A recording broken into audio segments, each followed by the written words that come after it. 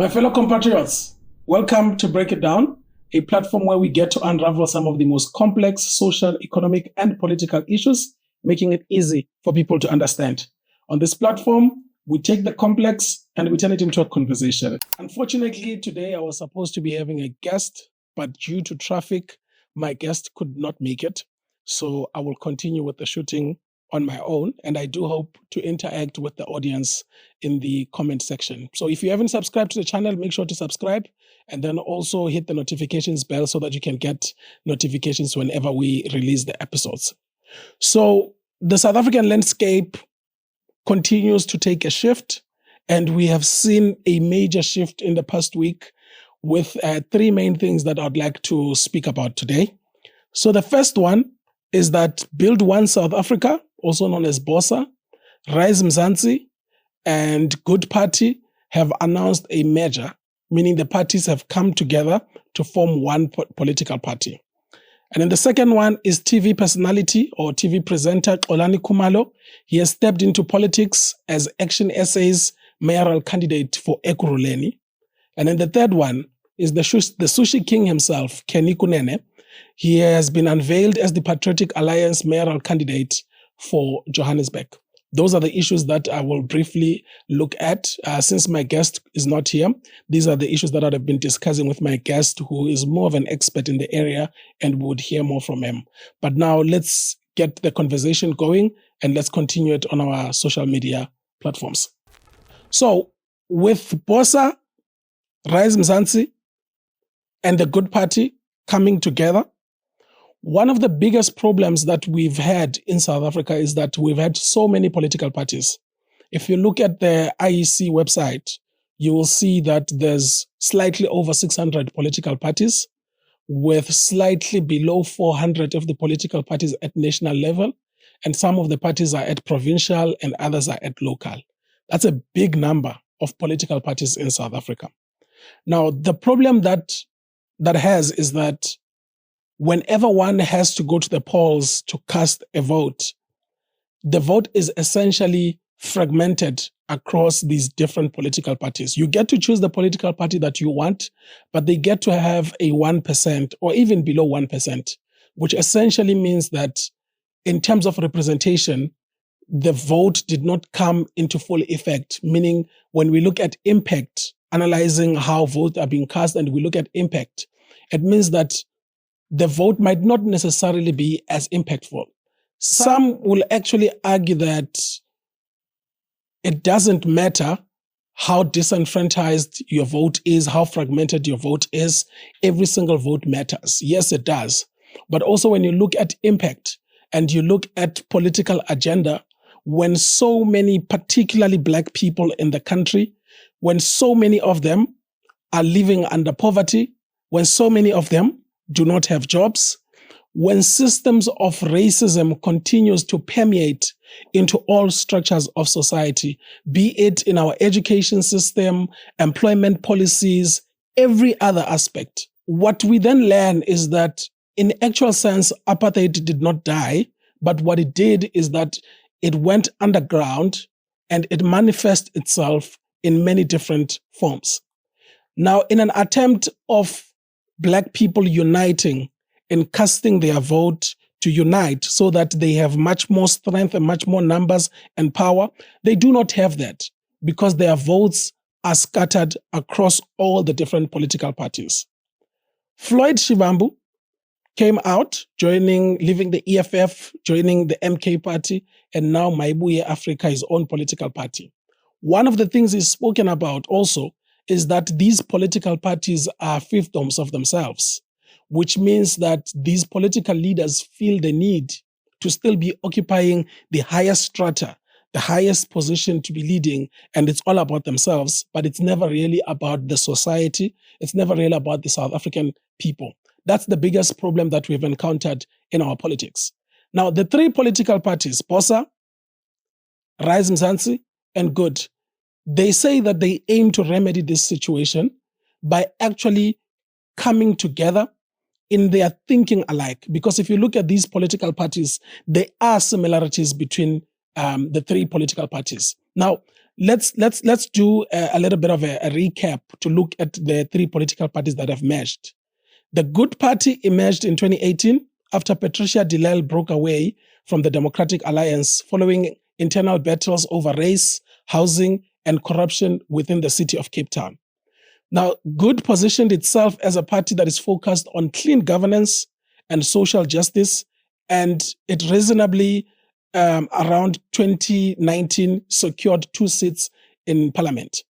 And then came Build One South Africa, which is BOSA. Maimani's come back after leaving the Democratic Alliance. So BOSA aimed to give independent candidates a home, to promote accountability and youth-driven politics. It was built on the idea of leadership should be local, should be participatory, and also to show a post-liberation identity in its format. And then you have Rise Mzansi by Songezo Zibi, a former journalist, editor, and corporate executive, built a movement based on values, civic renewal, and constitutionalism. It wasn't just about elections, it was about reimagining the political culture.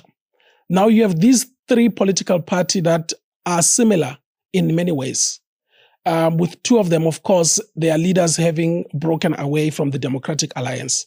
These 3 political parties are coming together to form one.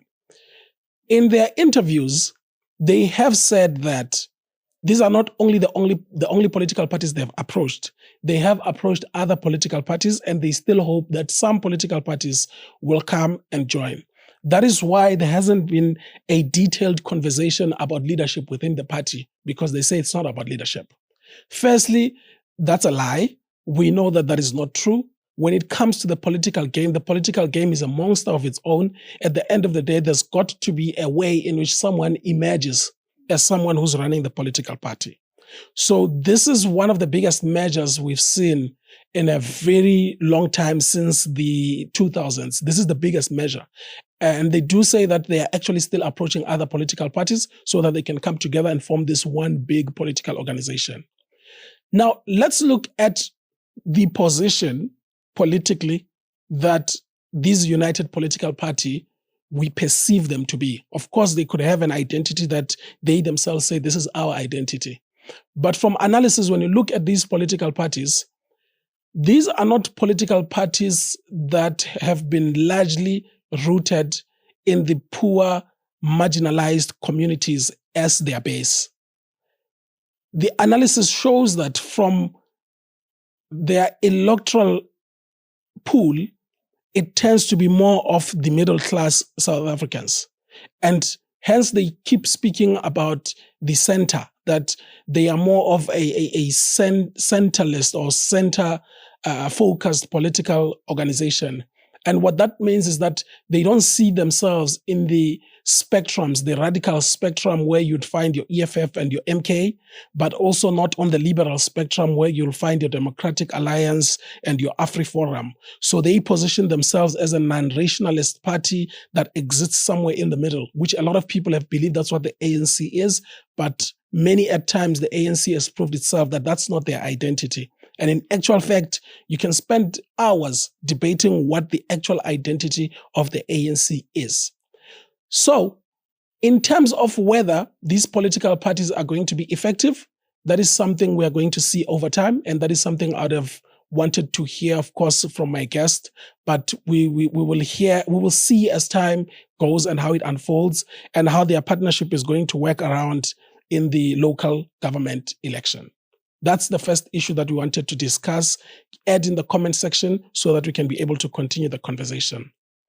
The second point we wanted to address is that Xolani Khumalo, the presenter of Sizokuthola, who was going around with cameras, busting the drug dealers in the country and actually getting some of the drug lords and those that were selling drugs to actually be arrested. He's come to the forefront in politics to fight, to continue the work that he's been doing in the format of a political party. This marks one of the times where people that have not been actively involved in politics, who do not have a track record in politics, are actually coming to the forefront to lead. And we could be seeing this wave happen probably in the next general elections. There's been talks about someone like Petrus Motsepe coming to the forefront, and we saw how quickly Fikile Mbalula was dismissive of that.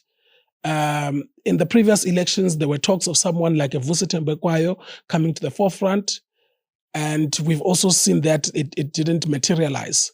But now we have someone who's a TV presenter, Xolani Khumalo, who's taken the step to be in the forefront in politics. I think it begs the question of whether are we going to have many other people that step in the ring of politics and actually offer service delivery. Because at the end of the day, it's the question of, can you deliver water to the people? People do not have water. Can you deliver jobs to the people? People do not have jobs.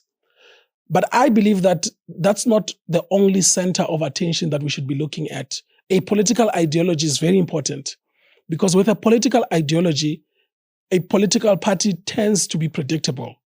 You then know when there's issues that this is how this political party is most likely to respond, because it is coherent with its political ideology. You look at the economic freedom fighters, you know that if there are employees somewhere who've been fired wrongfully so, and the matter has been addressed or has been reported to the economic freedom fighters, you expect that they will come out and defend the workers. When they do not, then it's sort of a shock to the political system and wanting to understand why exactly is it that this time around they didn't come out to defend the workers. So you expect them to do that. When there's issues of land, it's not even a debate anymore. You know what the position of the EFF is. Reason being, they have a political ideology that they stand for, that they've highlighted many a times. They've spoken about the cardinal pillars. So all of that forms the foundation. And I think for a situation like Xolani Khumalo, he exists within a political party called ActionSA. So maybe we can expect that his political ideology will be informed by that. But I think as it unfolds, we'll then be able to see how that happens. And if he's able to have success in Ekurhuleni, then I believe we're more likely to start to see a lot of other candidates start to come to the forefront so that they can also challenge, because at the end of the day is, can they deliver? That was the second point. The third point of discussion is the sushi king himself, Kunene. What a lot of people feel is that there's this sense of betrayal from the Patriotic Alliance. They made it seem that there's going to be a very extensive disciplinary hearing that is going to be imposed on Kunene. There's a possibility that he might not even be returning and all of that. But we know that that's a lie. We knew before even that that's not what's going to happen. We knew that Kunene is going to be announced as the mayoral candidate. We knew that Kunene, they would want to reinstate him in his position. Essentially, it was just the smoking mirrors of trying to throw us off so that the public could think that there's a disciplinary process, almost like the integrity committee of what the ANC has. So the plan for Patriotic Alliance was to make it seem as if there is that sense of transparency within the organization. There is a sense of accountability. No one is above the law. If someone is found to have committed a crime of some sort or to even be accused, they made it seem as if they have internal mechanisms that can be able to deal with that. But we know that that is not true. That has not happened. Kunene is out. Kunene is now free again to run, and he's preparing, of course, for his run as the mayoral candidate. With that also, we will see how that unfolds, because right now, few other people have thrown in their hats for mayoral candidacy in Johannesburg, with Helen Zille being one of the people that has thrown the hat. One of the critical arguments I've heard about Helen Zille running for mayor in Johannesburg is that Johannesburg is unlike the Western Cape, where she was able to amass a number of votes and create this facade of good governance in the Western Cape. And in Johannesburg is a whole different beast, in that the political dynamics that exists in the city of Johannesburg are completely different to the ones that you find in the Western Cape. So the idea that she might have a clean run in Johannesburg actually does not stand. The Democratic Alliance has been showing a sense of a decline all the way from Pretoria. If you look in Pretoria, there's been a decline. And then if you come into Johannesburg, same thing. And it looks like the ultimate would be another coalition government. If they do have quite a number of votes, then maybe they could be leading, but via the coalition. And if that's the case, then they do not have the outright majority like they enjoyed in the Western Cape that allowed them to make decisions on their own. This time around, they have other political parties that they would need to consult at all times before they make any decisions. So let us know what you think in the comment section.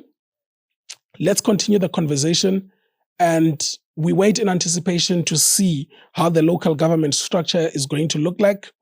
And does this mean that this is actually a drastic change in the South African political landscape? There's no more conversations about the ANC being the main guy in the elections. There's also no more conversations of the EFF being a serious opposition party, or the Democratic Alliance being the serious opposition party. Many political players have come to the forefront, and the climate is showing itself to be a little bit unpredictable compared to what we are used to. So let us know what you think in the comment section. Starting with the first conversation we had about the merger of political parties, do you think that that's going to be a successful merger of those political parties? Looking at Xolani Khumalo from Sizokuthola, do you think that he will be successful in Ekurhuleni?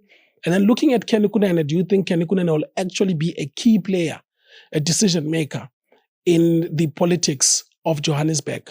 Also looking at Helen Zille, do you think that Helen Zille will actually be in charge of Johannesburg?